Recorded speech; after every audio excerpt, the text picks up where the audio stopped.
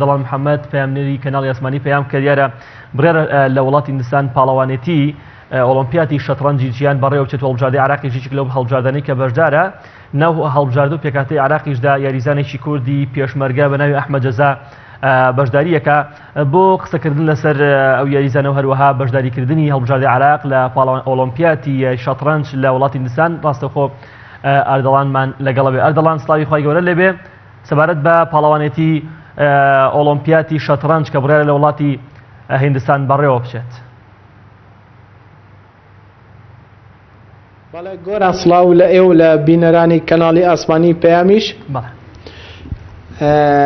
وەک جەنابیشتان ئاماژەتان پێەیە ئەحمەد جەزا وەک یاریزانی یانی پێشمەرگەی سلێمانی وەک یاریزانێکی کوردیش لەگەڵ هەڵبژاردەی عێراق هەڵبژاردەی عێراق بەشداری ئۆلۆمپیاتی جیهانی شەترەنجەکە لە وڵاتی هیندستان هەڵبژاردەکە لە 5 یاریزان پێکاتوە دوو کچ و 3 کوڕ یەکێک لە کوڕەکان ئەحمەد جەزای یاریزانی یانی پێشمەرگەیە. من دەمێن بۆ زیاتر زانیاری وەرگرتن لەسەر ئامادەکاریەکانی یاریزانی ناوبراو میوانداری هەردوو بەڕێز زۆزک سەلاح ڕاهێنەری یاریزانی ناوبراو ئەحمەد جەزامان کردو. من دەمێت سەرەتا لە زۆزک سەلاح دەست پێ بکەم لەسەر شێوازی مەشق و ڕاهێنانەکانیان. کاک زۆزک سپاس بۆ ئامادەبوون. ئەگە پێمان بڵێ ئامادەکاری و ڕاهێنانەکانی ئەحمەد جەزا لە تموحیتووە وەک ڕاهێنەر وەک یاریزانەکەش خۆی سەرتا زۆر سپاس. ئێمە ئامادەکاریمان کردووە لەگەڵ کاک ئەحمەد کە وەکو یاریزانی هەڵبژاردەی عێراق بۆ خواردەمان 16 ساڵ بەشداری ئۆلۆمپیاتی جیهانیەکە لە هیندستان ئەکرێت. ئامادەکاریەکانمان باش کردووە بەڵام بۆ کوبڵی پێویست تاوا بۆ پاڵەوانێتێکی وا گەورە باوەڕ ناکەم یانی وەکو پاڵەندی گەورە هینەکانمان کردبێت تەمرینەکان پێویست نییە ئەو مەشخانەکە باسیەکەی چیتان ماوە بیکەن.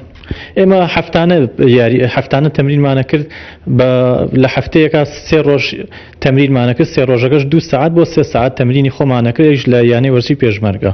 پێویستە یاریزانی کەوە کە بەشداری پاڵەوانتێکی جیهانەکە مەشقەکانی چۆن بێت و چەند ڕۆژانە چەند مەشق بکات یاخود پێویستی بە ئەنجامدانی کەم پێی مەشق نییە؟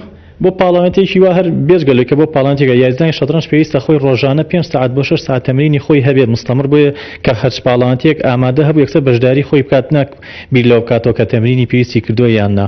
بۆیە ئێمە هەفتانە 3 ڕۆژ تەمرینمان کردووە ئەوش 2-3 ساعت بڵێن هەفتەی لاواچێ 8-9 ساعت تەمرینمان کرد ئەوش بە بۆنەی کە ئەحمەد خۆی تەلەبێ و مەکتەبی هەیە و بۆ شۆ مەشغوڵە. ڕاهێنەری ناوبراو لە کۆتا پرسیارم گەشتبینی باسی ئەحمەد لەو پاڵەوانتە جیهانی بەڵێ گەشتبینم بە ئاستی ئەحمەد لەبەر ئەو خۆی لە خوار 16 ساڵ یاریەکە و لەسەر ئاستی عێراق یەکەمی 20 ساڵە لەو پاڵانتێشە ئەتوانێت نەتیجەیەکی باش بەدەست بێنێ بۆ ئێمە.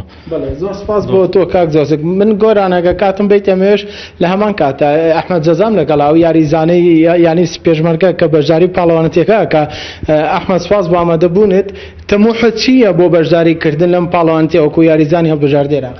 وەڵێ زۆر سپاسانەکەم پێویستە من خۆشحاڵم کە بۆ یەکەم جار لە پاڵەوانتێکی ئۆلۆمپیادی جیهانی خواردەمە 6 ساڵ لە 2007 لە وڵاتی هیندستان بەشداریەکەم. تۆمۆحێکی چاکم هەیە ئامادەکاریێکی باشمان کردووە توانین تۆمۆحمێ نەتیجەیەکی باش بەدەست بێنەوە پاڵەوانێتیدا. بۆ پێی پاڵەوانەتێکە جیهانی و چەندین یاریزانی عالەمیش جیهانیش بەشدارە وەک ئەحمەد جەزا و کوردێک و یاریزانی یانی پێشمەرگەی سلێمانی خوێنەوە چیە بۆ پاڵەوانێتی قورس نییە بۆ یاریزانێکی کورد لەگەڵ شان بەشانی یاریزانە جیهانەکانی یاریکە؟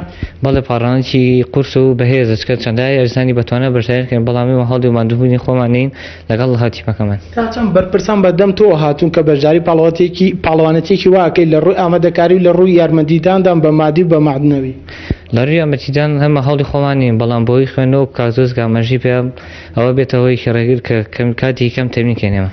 زۆر سپاس. بەڵێ گۆرانەوەی گوێتان لێبوو ئامادەکاریەکانی ئەحمەد جەزا یاریزانیانی پێشمەرگەی سلێمانی بۆ پاڵەوانێتی ئۆلۆمپیاتی جیهانی شەترەنج.